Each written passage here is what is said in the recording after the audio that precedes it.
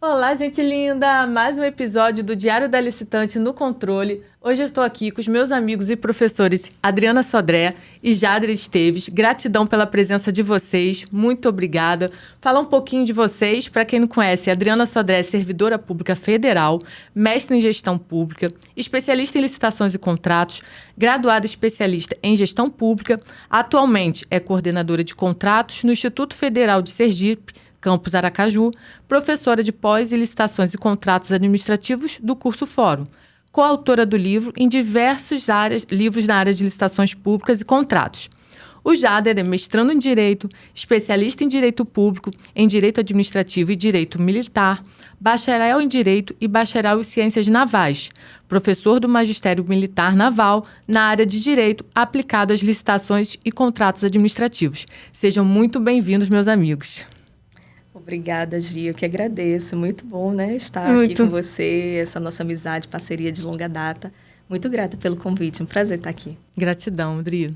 Eu agradeço a oportunidade, realmente é uma imensa satisfação poder conversar um pouquinho sobre o tema que a gente gosta tanto, né? Ainda bem, ainda mais tão bem acompanhado. Então, realmente é um prazer, é uma honra. Obrigado. Obrigada a vocês. Vamos lá, né, gente? Vamos falar, gente, sobre fiscalização de contratos na nova lei. E tem muita novidade que a nova lei trouxe, né?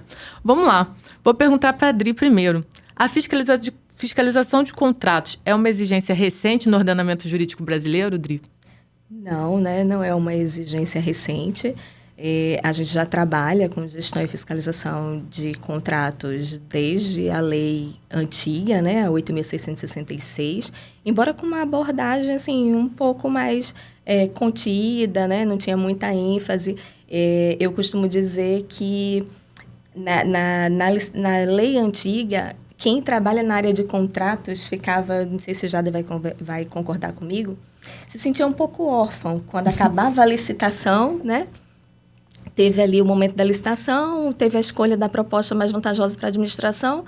E depois do contrato, né? Como fica quem lida na área de contrato, né? E a parte de gestão e fiscalização de controle, ela era um pouco negligenciada. E aí vem a nova lei de licitações. Antes disso, a gente teve as instruções normativas, né? Que dão aí um suporte para a gestão e fiscalização de contrato, começando ali com a IN 02 de 2008, um avanço maior com a IN 05 de 2017, né, que aí tem uma importância muito maior para a área de gestão e fiscalização de controle, e a nova lei de licitações, a 14.133, que ela absorveu grande parte da IN 05 e dá uma ênfase muito maior a quem atua na área de contratos e gestão e fiscalização de contratos. Então, assim, eu me sinto muito feliz com essa roupagem da nova lei voltada para contratos e especificamente para a área de gestão e fiscalização. Eu concordo, né, Jader? Ficava um pouquinho lá, nem falava em fiscal de contrato, não falava nada, né? Quem era o fiscal? Só falava lá que era um representante da administração, né, que tinha esse encargo aí. Toma, o filho é seu. Ele, assim, é engraçado porque quando a gente olha para o passado, quando a gente olha lá para o Brasil Império, a gente tinha um decreto em 1862, salvo o melhor juízo, que eu acho que é o 2926, que tratava sobre o recebimento de obras por parte do governo imperial. E aí é engraçado que ele tinha a imagem do engenheiro, que se a gente fizer um paralelo, ele parecia muito com o que a gente entende hoje como fiscal técnico. Uhum. E também tinha uma outra imagem, que eu agora não me recordo qual é exatamente a nomenclatura que eles utilizavam, que ele fazia um papel auxiliar do engenheiro, né? Então ele ficava ao lado ali para poder, nos dias que o engenheiro não pudesse estar na obra, ele pudesse estar ali só verificando o bom andamento da obra, e aí reportar tudo isso ao engenheiro. E aí, desse decreto, 2926, até a 8666, a gente não vê mais nas legislações que tratam, né, de licitações e contratos a questão do fiscal. Sim. E aí, como foi bem pontuado, a gente olha para 8666 e fala, vem cá, é um representante especialmente designado, mas o que é esse representante, né? E aí essa regulamentação a posteriori, que vem normalmente no âmbito federal, que acabou sendo o guia, né, até para os demais entes federativos, a gente vai ver realmente uma importância mais pontual com a IN 05, porque a IN 05 ela é bem taxativa, né? Ela traz essa distinção do que, porventura, seria gestão, o que seria fiscalização. E aí a gente começa a ter uma ideia do que seria essa atividade, né? Embora, né, no dia a dia, isso tenha acabado passando despercebido por grande parte, né, da administração pública como um todo. A gente só começa a se preocupar de fato agora com a nova lei, porque a nova lei ela impõe algumas regrinhas, né, que eu acho que a gente vai conversar aí no decorrer do nosso bate-papo. Eu lembro, né, quando eu estava na Marinha, veio a IN5, né, de 2017. Aí foi uma novidade, porque até então era fiscal, se entendia fiscal técnico, ainda mais eu, que era da diretoria de obras civis lá da Marinha, então o pessoal só enxergava o fiscal técnico. Aí veio o fiscal administrativo, quem é esse ser, o que ele come, de onde ele sobrevive. Então foi legal trazer essas questões, né? A IN trouxe, como vocês falaram, né, esse up para os fiscais, e aí agora com a nova lei não vai ter jeito, vai ter que ser, né, aquilo ali, vai ter que ser cumprido, muito bacana. Então, né, prosseguindo, para que serve, né, a gestão e a fiscalização de contratos? Já vejo muita gente perguntando, gente, o gestor, aqui no meu órgão é impossível, não tem tem pouca gente, pode ser gestor e fiscal a mesma pessoa? Eu queria saber de você, Jadner. Então, assim, a importância da fiscalização, e aqui eu estou falando da atividade fiscalizatória, né, entenda tanto a gestão quanto a fiscalização em si. Ela basicamente está ligada a, de fato, atingirmos o objetivo daquela contratação. Porque a gente pensa muito, né, sobre a questão da licitação em sentido estrito, ali na escolha do fornecedor, né? Qual é a proposta mais vantajosa? Mas a gente acaba deixando duas lacunas, e isso, infelizmente, é um problema que a nova lei tenta corrigir a forceps, né? E a gente vai ter que se adaptar. A questão do planejamento, porque o planejamento vai acabar impactando na escolha do fornecedor e, consequentemente, na execução contratual. Então, assim, a fiscalização nada mais é do que a garantia que o Estado dá para a população que aquele objeto ali que está sendo contratado vai ser entregue. Então, quando a gente olha para o cenário de fraudes licitatórias, quando a gente olha para crimes licitatórios, irregularidades licitatórias, normalmente a gente tem a figura de uma fiscalização incipiente, uma fiscalização que nada fez, né? É o famoso fiscal carimba, o indivíduo que está ali para carimbar. Aquele atesto, aquele carimbo do atesto. Exatamente, ele só quer se livrar, né? Então, como a gente não tinha também um certo prestígio na atividade, né, a função ela acabava sendo colocada como uma questão colateral, realmente fica difícil, né? A gente que já tem uma carga administrativa grande, ter que acumular mais uma função de importância. Então, a nova lei ela vem nesse sentido, fala, olha, a fiscalização ela é de suma importância para a contratação.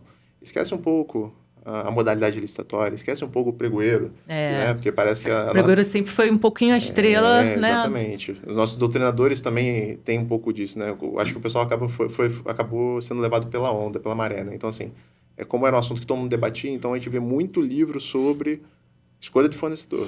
Livro, cursos de capacitação. Eu lembro que na Marinha eram poucos cursos que falavam para fiscal especificamente, né? Então, realmente teve essa necessidade de abrir o olho para a administração. Olha, tem mais personagens aí envolvidos, né? E principalmente o fiscal, que o pregoeiro não... Claro, com sua importância, claro. Mas o fiscal também, que é aquela bomba que às vezes o cara recebe, assim, a gente sabe, infelizmente, na administração, o cara só sabe que é fiscal quando dá M, né? E aquela questão, né? A gente fica contente justamente com essa importância que vem sendo dada a partir da nova lei, pelo fato de quanto tempo ficou aí a área negligenciada, né? Essa questão que você falou agora, Gisela, é importante porque, assim, a pessoa... dorme uma pessoa normal, né? Dorme uma pessoa normal e acorda gestor e fiscal de contrato, né? E aí a nova lei também vem mudando aí esse aspecto, porque é importante a gente ter o feedback da área de gestão e fiscalização, sim, porque é importante você ter realmente o acompanhamento do contrato, para ver o que foi de problema que aconteceu, para tentar minimizar, né, esses problemas, para que lá na fase de planejamento de uma nova licitação, ou até mesmo na renovação do contrato, a gente tentar mitigar esses riscos, né, esses problemas. E a importância de levar para o planejamento, né, para fazer um planejamento de uma licitação melhor. Então, veja, era uma preocupação ali muito voltada para a seleção do fornecedor, mas esquecia, a gente precisa do feedback do acompanhamento para levar para a fase de planejamento, né? E a importância que a lei traz agora, inclusive já na fase de planejamento, o requisitante ele já fazer ali uma escolha, já definir quem vai ser, né, esse agente fiscalizador. Isso daí é importante, é muito importante. Demais. Até porque também tem uma coisa que a gente às vezes esquece, né? A gente, eu digo, a administração pública. Quando a gente pega as instituições normativas anteriores, né, a IN 05, a gente já tinha a possibilidade de termos na equipe de planejamento os futuros fiscais. Sim. Então, era recomendável, né? Olha, embora haja aqui uma divergência, alguns entendem que fere a questão da segregação de funções e tudo mais, mas assim, o próprio legislador infralegal falou pra gente, olha, é recomendável, você pode colocar o indivíduo que vai ser o fiscal e o gestor na equipe de planejamento, porque ele vai conseguir entender o que de fato está sendo solicitado e vai saber como cobrar isso do fornecedor. Então, assim, a gente acabava colocando isso em caixas estanques, as pessoas não se conversavam, e aí a gente tinha, às vezes, um pregão, uma concorrência, uma tomada de preço excelente, né? Escolher o fornecedor, né? Melhor custo para a administração pública. Só que esse melhor custo ele não se materializava, porque no final das contas a gente tinha que fazer um termo aditivo, no final das contas o objeto não atendia de fato a necessidade do setor requisitante, né? E aí o fiscal ele acabava, o fiscal e o gestor, né? Embora exista uma diferença entre eles, obviamente, mas a equipe, né, de fiscalização, e aqui eu incluo o gestor, acabava fazendo basicamente uma formalidade. Então, ele estava ali para verificar se o prazo estava correto, se o objeto tinha o nome que estava previsto lá no empenho, né? Só um checklist. É um checklist, né? E aí não tem senso crítico. E aí o problema é que quando a gente não tem senso crítico, primeiro, a gente está subaproveitando a mão de obra especializada. Porque a gente sabe que hoje em dia, concurso público, né, o pessoal que costuma prestar concurso público é um pessoal altamente capacitado. Sim. Estuda anos para prestar um concurso. Então, assim, a gente pega um indivíduo desse e subaproveita ele. E a gente não consegue o retorno para a administração. Então, a gente tem um duplo desperdício, tanto de pessoal quanto de material, né, de serviço aqui. Então, assim, acaba sendo uma problemática. E aí eu acho que a nova lei ela vem com essas imposições que vão auxiliar. Então, ela impõe a questão da qualificação, ela vai impor algumas questões que vão demandar um pouco da fiscalização. Por exemplo, a gente pode hoje falar de impedir uma marca específica. Não, eu não quero essa marca no meu processo licitatório. Por quê? Não, porque de acordo com os meus relatórios... Né? Aquele café. Aquele café. Não vou falar, mas assim...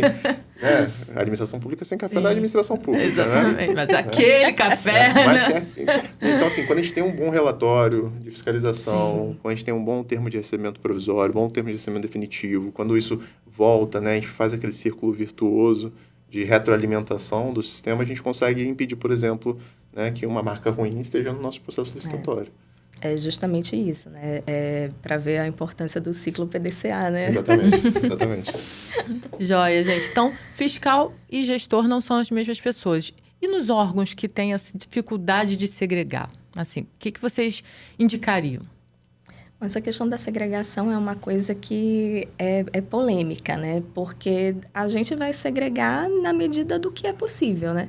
Se você pega um órgão com uma estrutura pequena que não tem condições de segregar, você tem que tentar, no mínimo, as funções que são, assim, de maior importância. Uhum. E aí você vai tentar não colocar o pregoeiro, né, que atuou num certame e ele mesmo ser gestor ou fiscal daquele contrato que ele atuou, né, na seleção da proposta. Evitar também a parte de quem lida com pagamento, né, para não levantar nenhuma suspeita. Então, assim, funções que têm um choque de fato direto que possa comprometer a lisura, né, da atividade daquele servidor. Então, a gente segrega na medida do possível. É lógico que os órgãos e as esferas que trabalham aí com quantitativo maior, né, de servidores, de capacitação, de qualificação, tem uma vantagem. Tem uma né? facilidade. Né? Mas a gente não pode se furtar de colocar pessoas para exercer a atividade, né? E uma coisa que deixa a gente ainda entristecido nos dias de hoje é que, infelizmente, a administração pública ainda precisa mudar o olhar.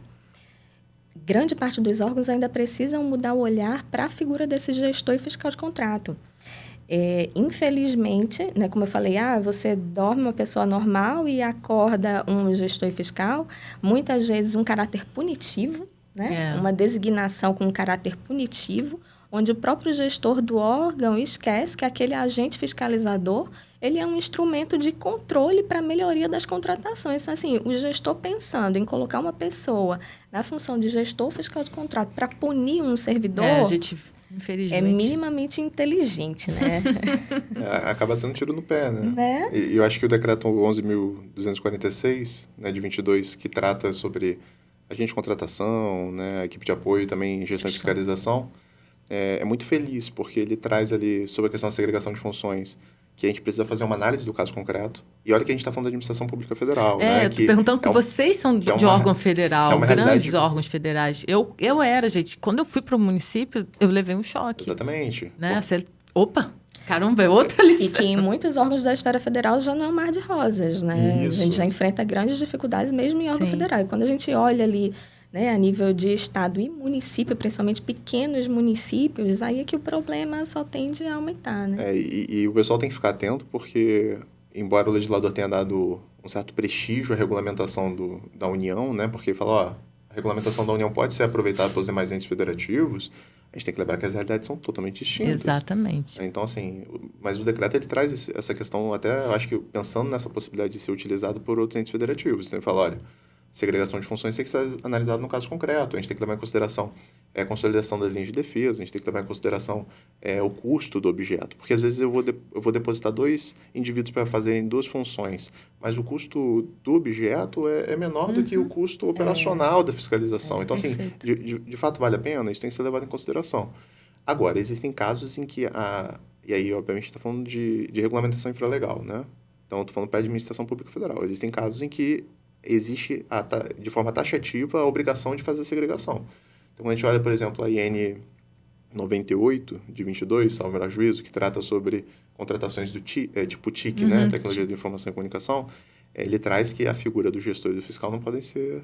que só pode haver só pode ser a acumulação na figura do fiscal requisitante, que é uma figura diferente, que normalmente o pessoal não tem contato, né? Porque é bem específico, com o fiscal técnico.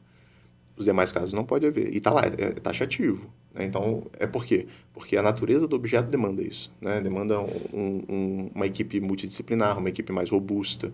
Agora, sinceramente, eu vou receber uma caneta. Eu comprei 100 canetas BIC. Né? Eu preciso ter um gestor e um fiscal para fazer isso, sabe? Me parece incoerente, de fato. E aí, naturalmente, quem fizer a função de um faz a função de todos. E também não dá para achar o seguinte, não, eu sou fiscal, não sou gestor. Mas espera aí, meu amigo. Porque a gente olha o decreto ele faz uma delimitação bem interessante, né? Embora seja um rol exemplificativo, mas ele traz ali uma consideração bem interessante, é um bom norte. E aí, não, eu só sou fiscal. Não, mas se você só é fiscal, não tem gestor, você faz tudo. Isso tem que ficar pontuado. Muda um pouquinho também com contratos de dedicação exclusiva de mão de obra, né, Jada? Que aí a gente também precisa ter um olhar um pouquinho mais diferenciado, porque terceirização de mão de obra, né, já envolve... Contratos demo mesmo, né, gente? Exatamente. Eu falo isso direto com os alunos. Gente, tu faz isso com o nome. Não, ele juntava com a Lei 866 e ficava perfeito. Virava um capiroto. Todas as entidades do mundo. E aí, no contrato demo, né, a gente tem eu acho que aí a gente muda um pouco o foco, né? A gente sai daquele... A gente colocava muito o fiscal técnico no pedestal e a gente vai para o fiscal administrativo. Porque os problemas estão na mão do fiscal administrativo, né? Porque aí vem toda a parte ali de fiscalização, né? Previdenciária, trabalhista, todo acompanhamento para que as empresas, né, que fazem ali a terceirização da mão de obra não deixem de prestar todos esses direitos que o terceirizado tem, né? E a administração pública, ela precisa acompanhar de fato para não ser responsabilizada também, né? Solidariamente e subsidiariamente ali nas situações. Arrisco dizer, inclusive, que foi esse tipo de contrato que fez a fiscalização de contratos, no geral, ganhar relevância. Sim. Porque quando a gente olha lá para a ação de anticonstitucionalidade de 2016, né, aquele embate ali, STF, AGU, TST, né? Então, assim, o pessoal brigando ali, não, quem que vai pagar? Né? E aí é aquilo, quando dói no bolso, as pessoas se preocupam. É verdade. Então, naturalmente... Né? Eu acho que o contrato com dedicação exclusiva de mão de obra ele trouxe essa necessidade da fiscalização mais presente, né? Porque a gente olha lá o que está dizendo a lei e fala de fiscalização e acompanhamento. Então, assim, em tese são 2 atividades que devem andar lado a lado. A gente fala muito da fiscalização, mas o acompanhamento a gente não dá muita atenção. E aí, na prática, o dia a dia o pessoal fazia o quê? Não, o pessoal fiscalizava. Ele ia lá, olhava, tá bom. Tá todo mundo aqui, tá tudo certo. O famoso registro, Isso né? aí. Tá todo mundo aí? Tá. Ok. Então é isso. E não acompanhava. Tipo um Severino.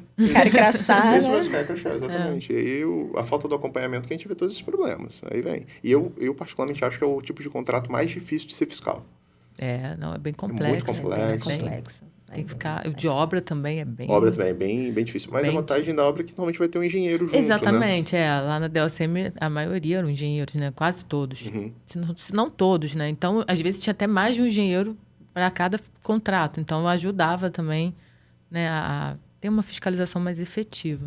O TCU também bate muito nessa tecla há algum tempo, né? Que, olha só, se é uma obra que tem um grau de complexidade elevado, você naturalmente vai ter que terceirizar uma empresa especializada para te acompanhar. Para auxiliar, sim. Porque... O problema é isso, gente, é deixar bem claro. Aqui é importante a gente enfatizar, não é porque tem uma empresa que vai te ajudar, auxiliar, subsidiar, que você vai esquecer. Que vai porque tirar a responsabilidade porque tem muita gente, tem uma empresa lá de fiscalização, fiscalizando, não vou fazer nada, vou ficar aqui na praia tomando uma cerveja. Então tem que tomar esse...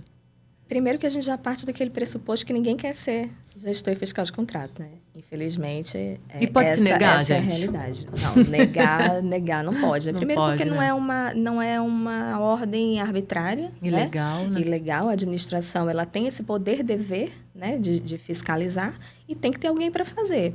E a gente que está, né, é servidor, não pode se recusar a fazer. O que pode acontecer são as situações. Se eu não tenho uma qualificação técnica para atuar naquele determinado objeto, eu vou me reportar à administração e pedir auxílio, e treinamento, capacitação. É bem verdade que numa só capacitação a gente não consegue ali, né, ter um nível de fiscalização, mas infelizmente é o que a gente tem e precisa fazer. A obrigação da administração é capacitar. Então, capacita. Se for um objeto muito complexo, vem a figura de contratar, né, uma empresa que venha a fazer essa fiscalização. Mas a gente tem aí a desvantagem quando a gente compara, né, os agentes de contratação, pregoeiro com fiscal de contrato, porque, em grande parte, a facilidade é muito maior de atribuir ali uma gratificação para um pregoeiro do que para fiscal e gestor de contrato, que tem que acumular as atividades de fiscalização com o próprio cargo que já exerce na instituição. A professora Lindy fez até uma hashtag, né? Remuneração para fiscal, né? E ela tem um artigo interessante também, onde ela propõe assim, várias negociações entre o órgão, várias formas de negociar uma vantagem, assim, em forma de gratificação para o fiscal, e ela tem um artigo interessante que é quem quer ser fiscal de contrato, né?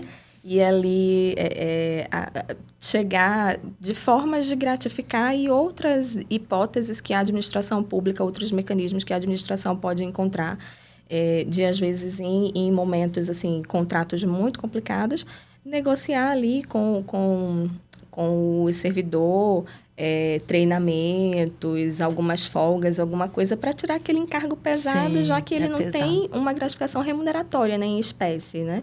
Então, fazer alguma forma de viabilizar que os servidores não fiquem tão contrariados quando são designados, né, gestores e fiscais de contrato. Essa questão da... Não quero ser, né? Eu aprendi desde cedo que muitas coisas a gente não quer, mas isso não faz muita diferença no mundo real, né? Eu brinco com os meus alunos lá na Marinha que, no nosso caso, é um pouquinho pior, porque se você não quiser ser fiscal, você não quiser, além de ter a questão, né, a nível disciplinar, até a nível criminal. Falar, meu amigo, é crime, você vai descumprir ordem? É ordem manifestamente legal, tu tem que cumprir. Né? Então, assim, a coisa fica um pouco pior pra gente. Mas, de fato, quando a gente olha para todos esses problemas, né, a gente está falando de uma atividade que demanda conhecimento interdisciplinar. Né? Então, a gente está falando de uma atividade que demanda o mínimo de soft skill. O indivíduo tem que saber conversar com as pessoas. Sim. Ele vai ter que lidar com preposto. Ele vai ter que lidar com o indivíduo que tem que ter um jogo de cintura. Ele vai ter que conversar, às vezes, com o gestor. Né? Vai ter que conversar com o coordenador de despesa, explicar... Olha, não está pronto ainda por causa disso, aquilo, outro. Às vezes, a autoridade não entende direito. Então, existe, de fato, uma pressão... Ele acaba funcionando como uma mola, né? Porque ele sofre pressão dos dois lados. E aí ele vai se deformando para tentar segurar aquela energia toda ali e não dissipar em alguém. Então, realmente, quando a gente olha para essa situação, é natural que o indivíduo não queira ser fiscal. Né? É natural. E aí, capacitação. De fato, uma capacitação não é o suficiente. Sim. Meu primeiro contato com direito, depois que eu me formei na Escola Naval, foi com fiscalização de contratos. Né? É engraçado. Eu cheguei num local, no navio, eu era chefe de máquinas desse navio, e aí tinham mais de 300 pedidos de serviço para serem executados, e eu ia ser o fiscal de todos eles. Eu nem sabia o que era isso.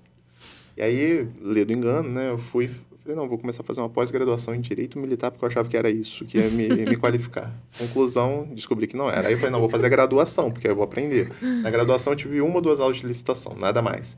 Então, assim, eu só fui ver isso depois, né? Já na minha segunda pós-graduação, quando eu estava estudando, mas de forma mais específica. E aí, às vezes, a gente quer que o fiscal, que o gestor exerçam aquele papel com um curso de 25 horas. Né? Então, assim, e eu repito, não é uma questão só de papel, não é só pegar e ler o que está ali previsto, mas é acumular experiências anteriores. Aí a gente entra naquela questão da gestão do conhecimento, que, infelizmente, a gente ainda está engatinhando nesse sentido. Sim, o fiscal que saiu, ele odiou tanto o trabalho que ele não quer nem mais ouvir falar. Ele não passa as experiências adquiridas para o próximo fiscal. A gente não tem um revezamento entre os fiscais durante a própria execução do contrato. Olha, você é o principal, eu sou o substituto, estou aprendendo contigo, agora eu vou ser o principal, entra um novo substituto, né? E a gente faz esse ciclo. Então, realmente é uma atividade complicada. Mas eu acredito que com a nova lei, né, e com essa regulamentação que veio com o Decreto 11.246, que traz um pouco a responsabilidade. Olha, se você indicar um indivíduo mal capacitado, se você não indicar o indivíduo a tempo, se você... A questão da governança, né? Quem vai ser responsabilizado é a autoridade. Né? E aí a autoridade, quando, colocou o CPF para jogo, a pessoa começa a ficar preocupada. E sabe o que é legal da nova lei também? O apoio da assessoria jurídica. Com certeza. Né? Porque a gente via, infelizmente, que não tinha. Né? A gente... Né, já falou algumas vezes aqui, que faltava um pouco da assessoria jurídica chegar no fiscal e abraçar aquele fiscal. Então, infelizmente, não sei, se vira aí, o problema é seu. Então, graças a Deus, agora a nova lei também viu por esse ponto e eu acho bacana trazer essa assessoria jurídica, o controle interno também, auxiliando, né, os fiscais de contrato. Sim, de grande importância e também, como o Jader falou, né, essa diferença aí de estabelecer já a figura de você ter um substituto, né?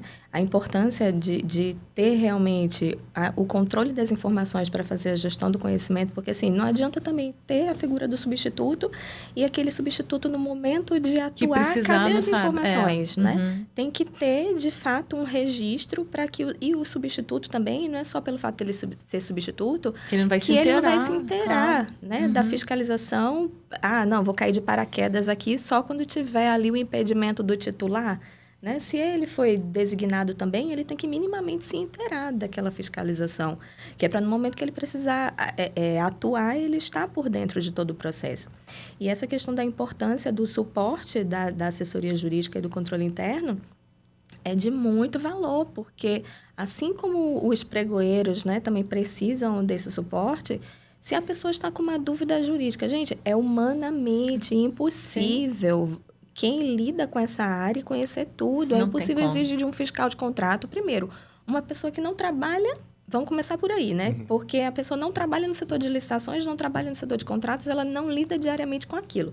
Ela precisa conhecer a legislação, ficar por dentro da legislação para atuar enquanto gestor, quando o cargo dela, a funcionalidade dela no dia a dia não tem nada a ver com a área de licitações. Então, assim, é exigir muito de uma pessoa. Sim.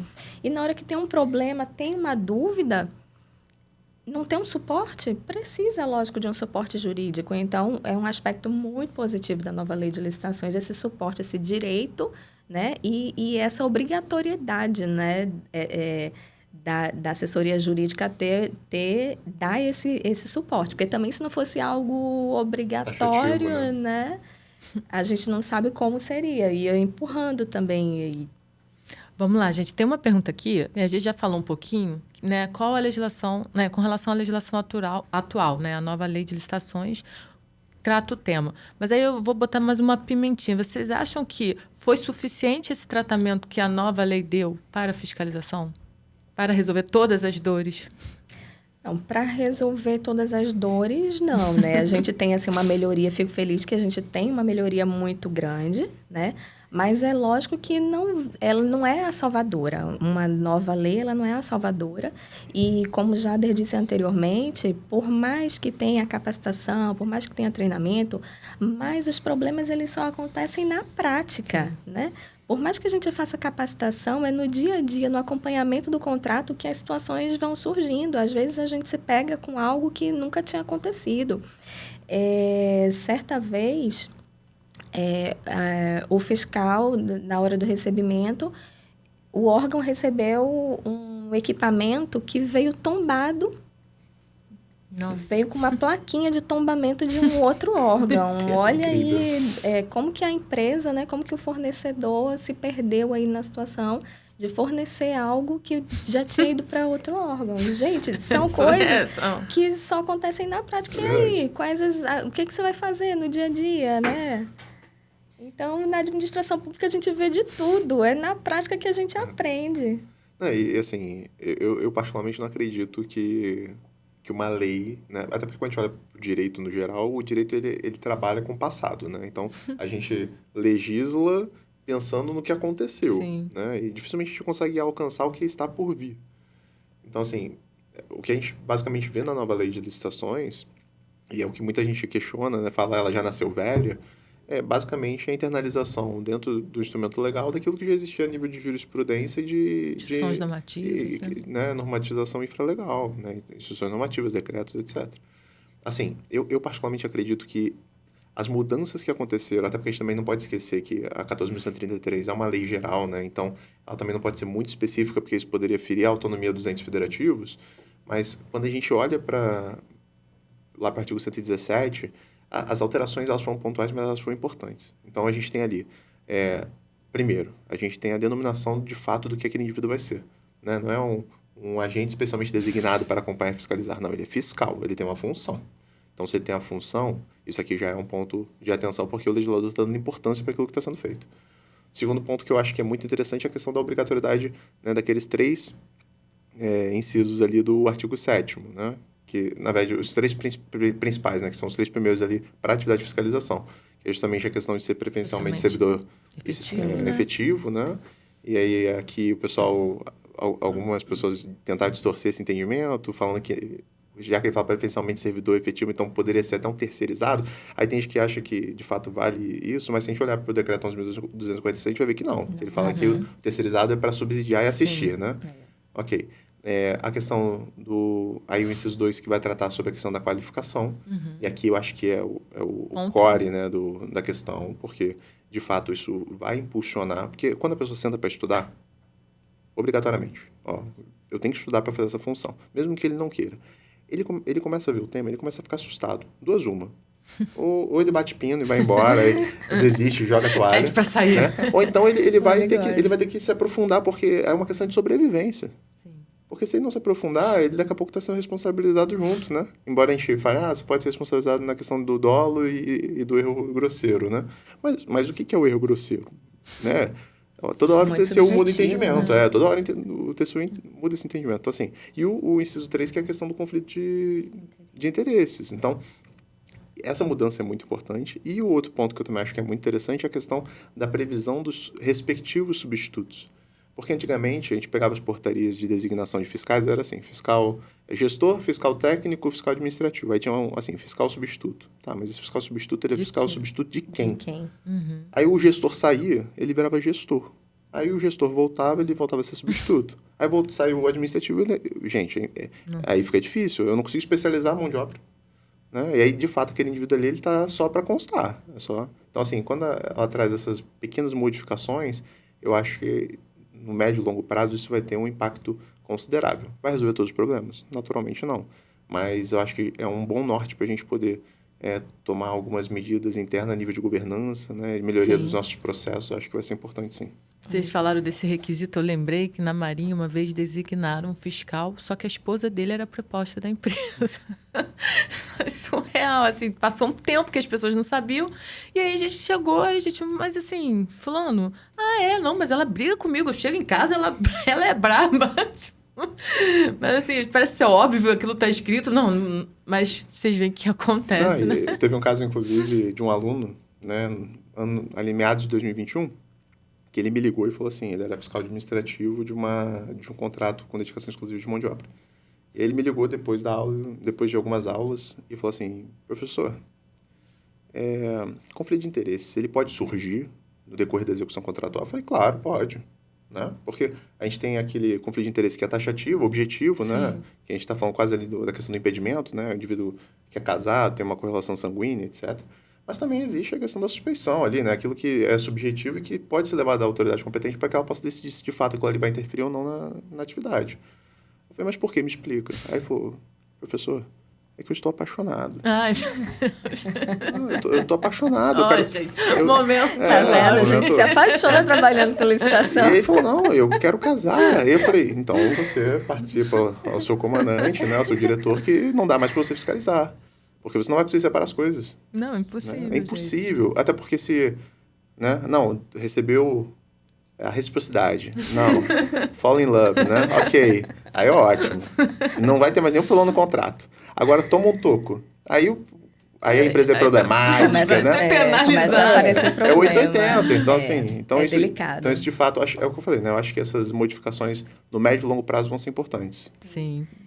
Só fazendo um adendo, né, com relação à questão de poder ser terceirizado ou não, eu acho que é porque o pessoal confunde também com o fato de poder ter a contratação de terceiros, né? E aí fica essa dúvida de poder o terceirizado atuar como fiscal, mas acho também que não convém, né? E sim a questão de um terceiro, seja pessoa física, né, ou empresa, né, jurídica ali para atuar como suporte de fiscalização, mas terceirizado não, porque já foge da seara, e eu acredito sim que a gente tem que levar em consideração essa questão de... É uma segurança jurídica para a administração pública, esse preferencialmente, né, naquilo que a gente puder atender, levando em consideração que a gente já falou de estrutura de órgão, né? Porque os órgãos menores também, cada situação, como a gente falou, né, Jade, a cada circunstância, a cada contratação e a cada realidade de órgão. Perfeito. Mas é segurança jurídica a questão do preferencialmente servidor. Com certeza. Bom, gente, o perfil dos fiscais de contrato tem mudado nos últimos anos? O que vocês acham? Que eles estão mais, né, ligados? Viram a importância, né, que eles, né, têm no procedimento licitatório? Sim, é justamente a importância de ter esse olhar voltado para a fiscalização em abrir o leque e deixar delimitado, de fato, a função e a atuação de cada um, né? E aí as instruções normativas, elas já foram muito felizes e deram esse aparato para a nova lei de licitações em estabelecer, de fato, a figura do gestor de contratos, né, que é aquela figura macro que faz o acompanhamento de todo o contrato, é responsável, de fato, né, pela gestão do contrato. E aí as figuras de fiscais, né, de suporte, o fiscal administrativo, que fica responsável pela fiscalização quando tem contrato de mão de obra, né, que envolve ali os aspectos previdenciários, trabalhistas, para fazer toda a análise dessa documentação. O fiscal técnico, né, esse fiscal de área, que já era o fiscal que a gente tinha comum, né, nas contratações anteriores, que é aquele fiscal que vai a campo, né, mesmo, é o cara crachá, né, que faz o acompanhamento da execução. E uma figura interessante que a gente tem as fiscalizações setoriais, né, para quando a gente tem contratação, a mesma contratação em várias localidades, em duas, como é que eu chamo? A sede e uma filial, né, de um órgão, 2 pontos de prestação daquele serviço e você ter fiscais setoriais. Porque imagine como é que a mesma contratação, às vezes até em cidades distintas, na minha realidade, né, que eu sou de um órgão que é multicamp. Então, a gente tem a mesma prestação de serviço em várias cidades. Não fazia sentido você ter um fiscal que vai atuar em outro município. Como que vai se dar, né? Seria uma fiscalização ineficiente, né? Então, é essa evolução que a gente tem e melhoria do papel da fiscalização. Isso me permite a gente falar sobre a questão do perfil, aproveitando nessa deixa da questão do fiscal setorial. Eu, inclusive, acho que essa foi a modificação a pior a nível de fiscalização. Porque quando a gente olhava a IN 05, ele fala que o fiscal setorial ele vai exercer o papel de fiscal técnico ou fiscal administrativo nesses casos em que há essa execução, né, centralizada.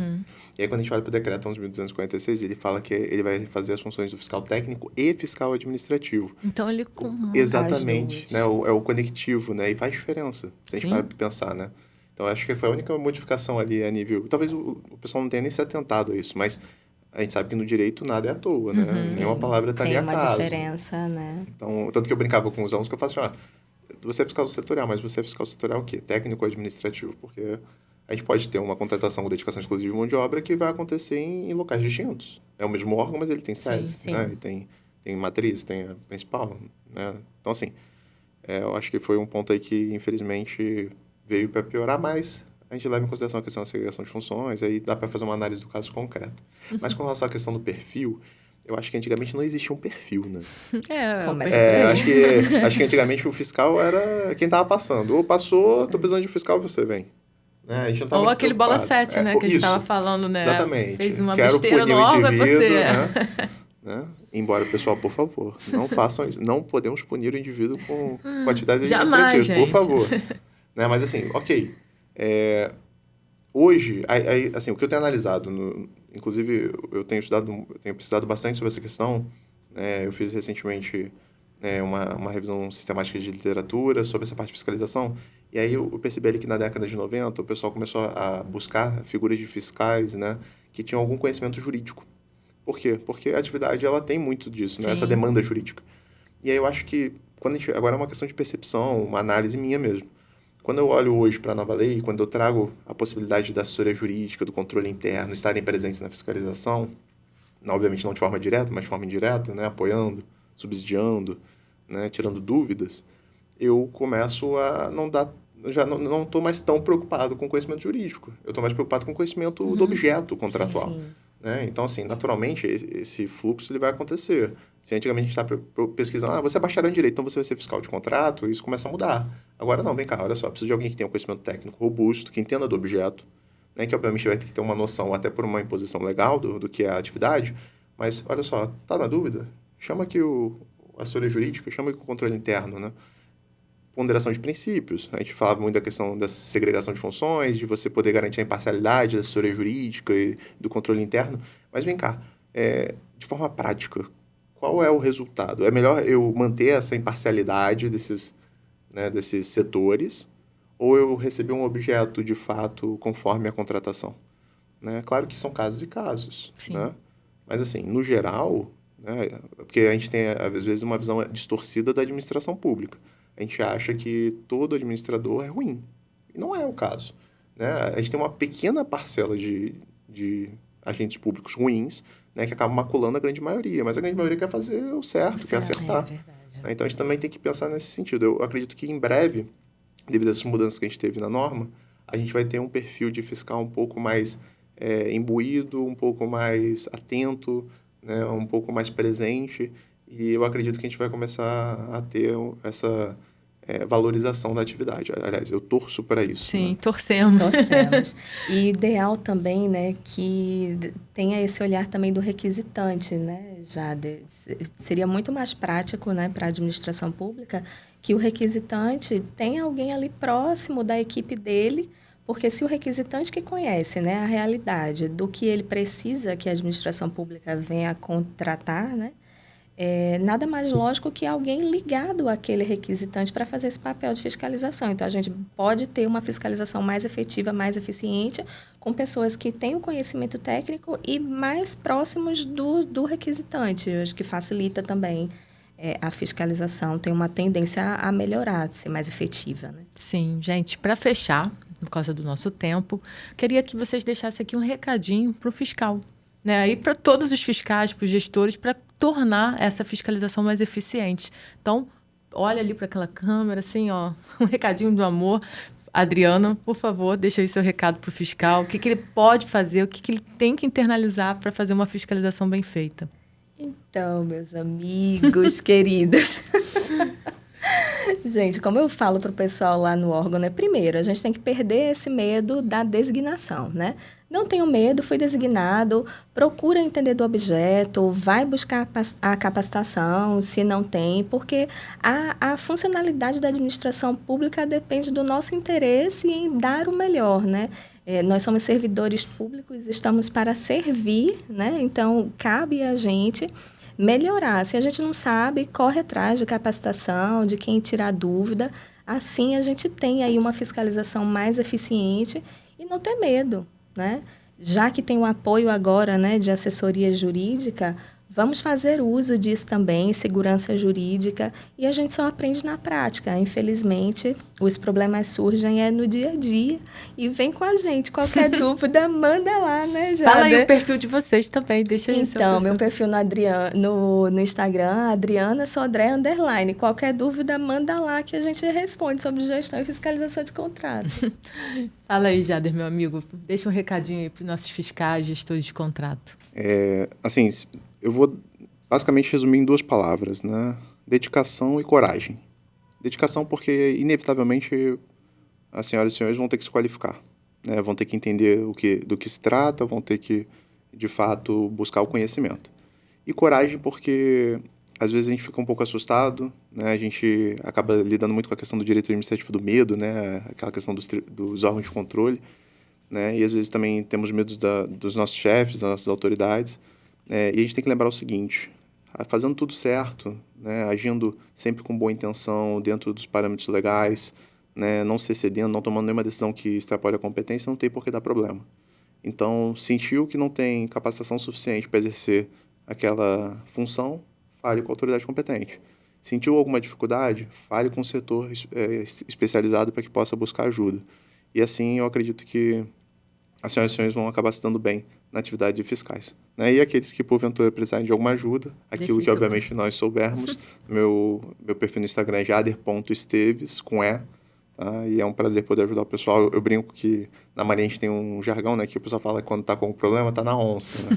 Aí eu boto lá, ó, tá na onça, pode mandar mensagem. Eu falo até hoje, tá na onça. Exatamente. Tá? Então, quase 5 anos fora da Marinha, mas a Marinha não sai, né? Engraçado então, isso. precisando, estamos à disposição, né? E eu acredito que esse trabalho que você está fazendo aqui, ele é extremamente importante justamente para essa questão de conscientização, né? Abrir os olhos das pessoas, mostrar o quão importante é se especializar e também como pode ser divertido, como pode ser leve, né? Não precisa ser algo chato. Sim, verdade. E aí, só para complementar, né, de apoio, eu falei no início sobre o artigo, né? Eu falei o título do artigo, não disse a autora. Quem quer ser fiscal de contrato foi a professora Lindineide Cardoso. E aí eu deixo como dica aí para vocês também um e-book que nós escrevemos, né? A Gisela e a Lindineide Cardoso. Bacana. Escrevemos um e-book sobre gestão e fiscalização de contratos. Está disponível lá no site do Solicita, no portal Solicita, aberto, gratuito, tá? De fácil acesso. E, embora ele tenha sido escrito ali na égide da 8.666, mas ele ainda pode ser aproveitado porque foram questões assim muito pontuais de melhoria que a 14133 né, vem que trazendo. A gente trouxe modelinhos, está bem legal, né, André? Muito funcional o e-book. Muito legal, gente. Muito obrigada pela presença de vocês dois. Foi muito bom esse bate-papo. Espero, né, que o pessoal, né, tenha um pouco mais de tranquilidade quando for nomeado para exercer essa tão nobre função que é a fiscalização e a gestão de contratos. Gratidão mais uma vez e obrigada. Eu que agradeço. A gente agradece. Obrigado. Obrigada, pessoal. Até mais. Até um próximo episódio do Diário da Licitante no Controle.